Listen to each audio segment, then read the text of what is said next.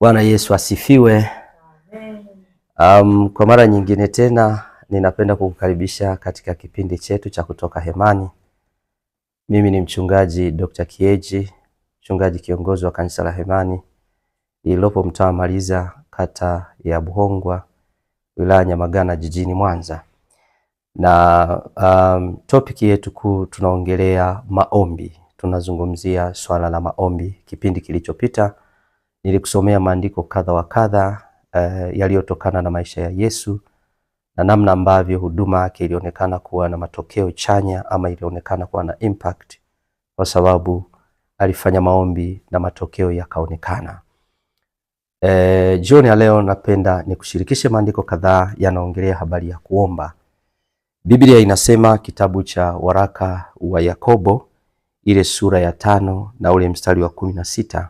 Maandiko anasema, ungameni dhambi zenu ninyi kwa ninyi na kuombeana mpate kuponywa. Kuomba kwake mwenye haki kwafaa sana, akiomba kwa bidii. Eliya alikuwa mwanadamu mwenye tabia moja na sisi. Akaomba kwa bidii mvua isinyeshe, na mvua haikunya juu ya nchi muda wa miaka 3 na miezi 6. Akaomba tena, mbingu zikatoa mvua, nayo nchi ikazaa matunda yake. Lengo kubwa ni kujifunza maombi ambayo yanaleta matokeo.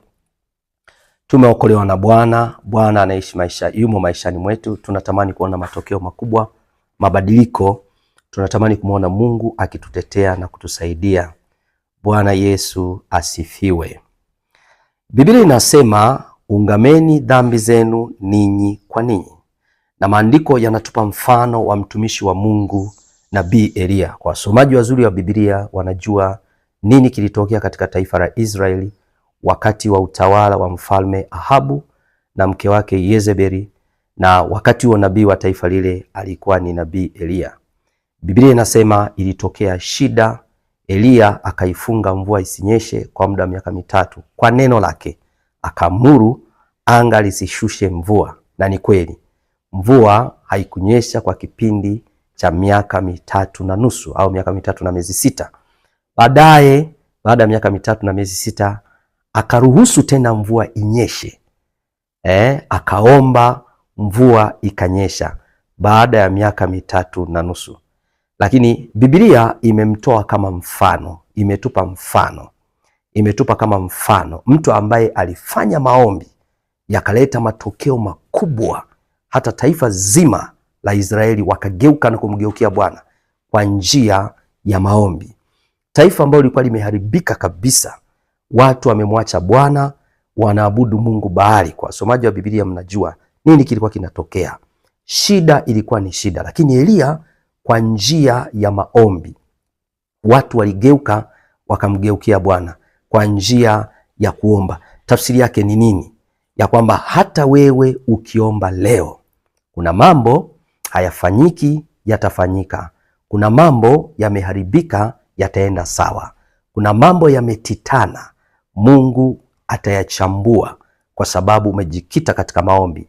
Kuna mambo yamekuwa mazito, utaona yanakuwa mepesi maishani mwako kwa sababu umejikita katika maombi.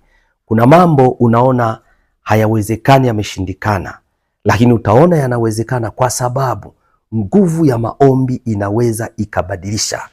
Kuna watu walikuwa na roho ngumu, wamegoma kumgeukia Bwana, wanaishi maisha mabaya, lakini kwa njia ya maombi Mungu anaweza kufanya jambo la ajabu ambalo litawasha masikio ya wanadamu. Lakini katika matokeo haya mazuri ambayo yalitokea makubwa kwenye maombi ya Eliya, ziko sifa zilizopelekea maombi ya Eliya yakaleta matokeo. Sasa kabla hujaomba jioni ya leo, nataka nikushirikishe vitu hivi vichache ambavyo viliambatana na maombi ya Eliya hata yakaleta matokeo. Bwana Yesu asifiwe sana. Biblia inasema ule mstari wa 16, ungameni dhambi zenu ninyi kwa ninyi. Biblia inasema habari ya kuungama, ama kwa lugha nyingine ya kibiblia tunaweza kusema kufanya toba ama kutubu. Biblia inasema lazima tujifunze kutubu. Kwa nini kuungama dhambi? Kwa nini kutubu? Kuna kijana mmoja aliponywa na Yesu kwenye Biblia, alivyokuwa ameponywa na Yesu, walimu wa Mafarisayo na Masadukayo wakamwambia amtukuze Mungu, amkatae Yesu kwa lugha yao ya haraka haraka. Wakamwambia na sababu kuu ni kwamba Yesu alikuwa ni mtenda dhambi. Lakini yule kijana aliwapinga akamwambia, mimi na Mungu hamsikii mtu mwenye dhambi. Kwa hiyo Biblia inasema kuungama, na maandiko yanasema Mungu hamsikii mtu mwenye dhambi.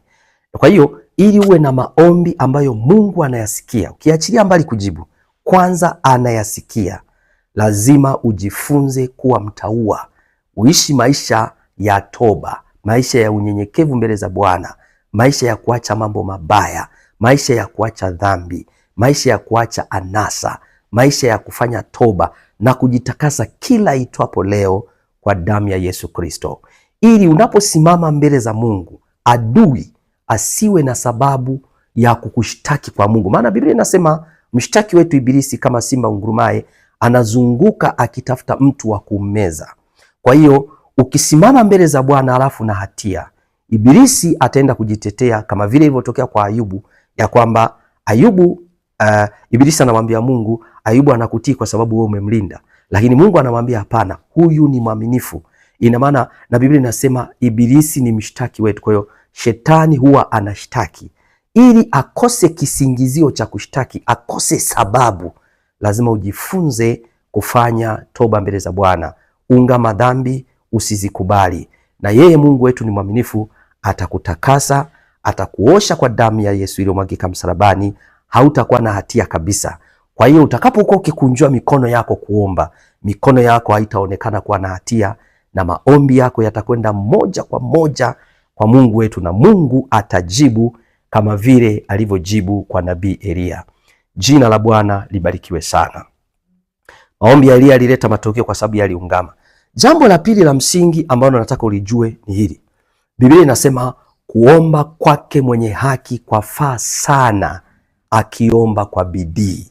Kwa hiyo maombi ya Elia yalikuwa ni maombi ambayo yameombwa kwa bidii, na wataalamu wa theolojia, wanazuoni wanasema miguu ya nabii Elia, especially kwenye magoti na kwenye viwiko vya mikono yake, vilikuwa vimejaa sugu. Vinaashiria nini? Alikuwa ni mtu ambaye anafanya maombi kwa njia ya kupiga magoti. Naelewa watu wanaomba kwa namna tofauti tofauti. Wengine wanapenda kutembea, wengine wanapenda kupiga magoti, wengine wanapenda kusimama. Lakini kwa mantiki hiyo basi, Elia alikuwa ni mpiga magoti mzuri. Alikuwa amejaa sugu kwenye miguu yake. Inaashiria nini? Alikuwa anaomba kwa bidii. Sijui kama huwa unaomba maombi yako kwa bidii. Nini maana ya bidii? Bidii maana yake ni jitihada. Jitihada au jitihada. Kwa kuomba kwa bidii maana yake ni kuomba kwa jitihada, ni kuomba kwa kujituma, ni kuomba bila kulegea, ni kuomba bila kuchoka, ni kuomba bila kutegea, ni kuomba bila kunyamaza. Biblia inasema siku moja Yesu yuko kwenye bustanini kule kwenye mlima wa Mizeituni, anafanya maombi. Wakati anafanya maombi akiwa na wanafunzi wake wale watatu, akatoka katikati yao akaenda mbele kidogo akafanya maombi. Alivyorudi akawakuta wamelala. Biblia inasema walikuwa na usingizi mzito wasiweze kuomba. Kristo akawauliza, hamkuweza kukesha nami ngaa kwa saa moja? Kwa hiyo kuna watu wakati mwingine adui anawapa udhaifu, anawapa unyonge, anawapa kuchoka, wanashindwa kuomba kwa bidii. Ninakusihi kwa jina la Bwana na kushauri siku ya leo, jifunze kuomba kwa bidii, jifunze kuomba kwa nguvu, jifunze kuomba kwa jitihada. Ninaelewa kabisa si bidii yako inaleta majibu, sio jitihada yako inaleta majibu, lakini kwa nini tunasisitiza uombe kwa bidii na kwa nguvu na kwa jitihada? Kwa sababu Mungu anapenda kusikia maombi ya watakatifu aliyowaokoa. Jina la Bwana libarikiwe sana. Kwa hiyo Elia nabii alifanikiwa kwa sababu aliomba kwa bidii, aliomba kwa jitihada, aliomba asubuhi, aliomba mchana, aliomba jioni. Ukisoma vizuri kitabu cha Danieli nabii, maandiko yanasema ilivyopitishwa amri ya mfalme Nebukadreza ya kwamba wasifanye maombi kwa mungu yeyote, maandiko anasema yeye alifungua madirisha ya nyumba yake kuelekea kaskazini, akaanza kuomba. Biblia inasema asubuhi, mchana na jioni, kama ilivyokuwa desturi yake. Kwa hiyo ilikuwa ni desturi ya nabii Danieli kuomba mara 3 kwa siku. Maana yake alikuwa anaomba kwa bidii. Sijui unaomba mara ngapi kwa siku. Yamkini napita wiki nzima hujamsogelea Bwana kwa njia ya maombi, unapita mwezi mzima hujamsogelea Bwana kwa njia ya maombi. Ni vigumu kuona matokeo, ni vigumu kuona maisha yako ya kiroho yakibadilika, ni vigumu kuona ushindi kwenye maisha yako ya rohoni, ni vigumu kupokea muujiza. Ninakushauri kwa jina la Bwana jioni ya leo, jifunze kuomba kwa bidii, jifunze kuomba kwa jitihada, jifunze kutafuta uso wa Bwana, jifunze kuweka bidii kubwa kwenye maombi, maana pasipo maombi hauwezi ukasimama. Maisha ya rohoni ili uweze kufanikiwa, unahitaji kila itwapo leo kumsogelea Bwana kwa njia ya maombi. Danieli alitenda hivyo, akayaona matokeo mazuri. Nabii Elia alifanya hivyo, akayaona matokeo mazuri.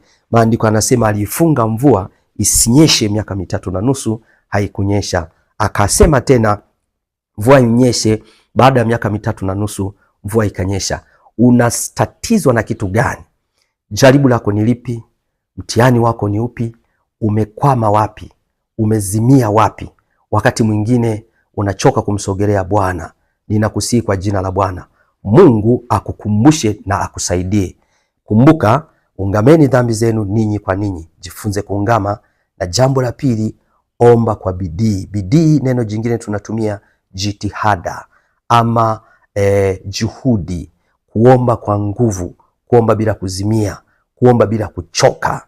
Na ukifanya maombi ya namna hiyo, hutabaki kama ulivyo, utabadilika na kuwa mtu mwingine kabisa. Maisha yako yatakuwa na nuru nyingine kabisa. Mungu atasikiliza sala zako, atakushindia vita, atakutetea mahali ambapo umebanwa na kufungwa na mambo mazito, kwa sababu umefanya maombi ya bidii na jitihada. Bwana Yesu asifiwe sana. Kwa hiyo yalikuweko matokeo mazuri kwenye maisha ya Elia kwa sababu alifanya maombi. Na pointi zangu kubwa ni mbili. Ya kwanza, ungameni dhambi zenu. Maana yake maisha yake yalikuwa matakatifu. Mungu anasikiliza maombi ya watakatifu, watu ambao wamekubali damu ya Yesu iwatakase na kuwaosha. Wakisimama mbele za Bwana hawana hatia. Sifa ya kwanza. Sifa nyingine ya pili, Elia aliomba kwa bidii, hakuchoka, hakuzimia. Unavyokuwa unafanya maombi, hata kama vita yako inaongezeka, kadri unavyozidi kupush maombi, endelea kuomba, kwa sababu hiyo hali unayoiona inaonekana nje, lakini kwenye ulimwengu wa roho kuna vita Mungu anakupigania isiyokuwa ya kawaida, na mwisho wake itakuletea ushindi. Utauona wema wa Bwana, hata utashangaa miujiza ambayo yataitenda maishani mwako. Yamkini umeomba hujaona matokeo, yamkini umeomba hujaona majibu. Jifunze kupitia shuhuda hizi, jifunze kupitia neno hili. Aliomba kwa bidii, lakini kumbuka, maungamo yanahitajika mbele za Bwana. Bwana Yesu asifiwe sana.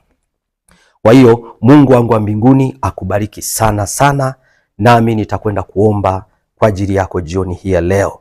Kama unahitaji kumpokea Bwana awe mwokozi katika maisha yako, nifate kwa maneno haya.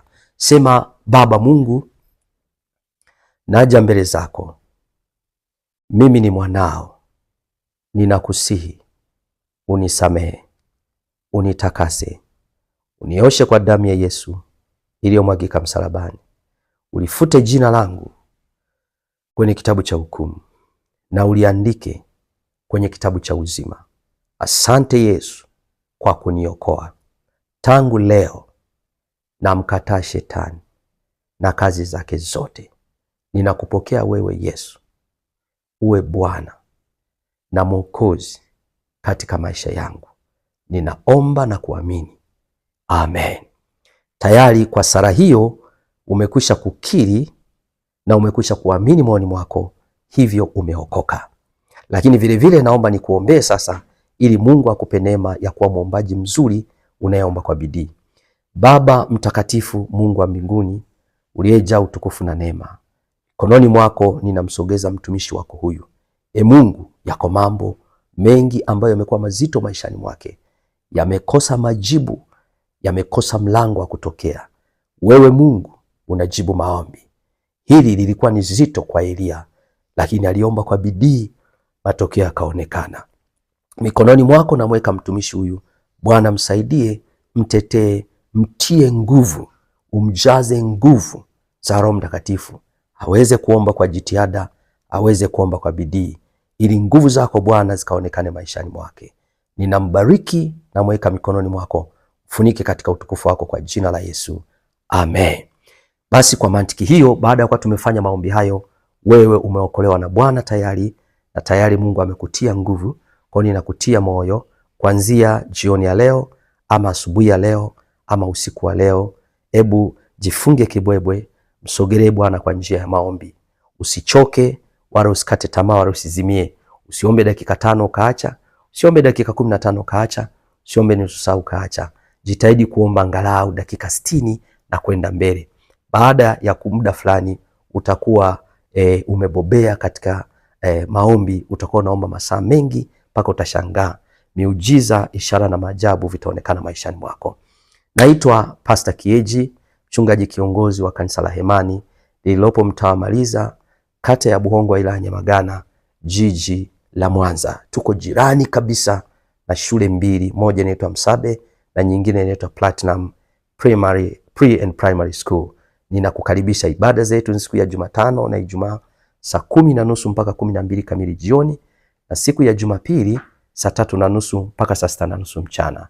Panapo majaliwa wakati mwingine tukutane tena katika kipindi chetu cha Kutoka Hemani. Ni mimi Pastor Kieji. Ubarikiwe na Bwana. Amen.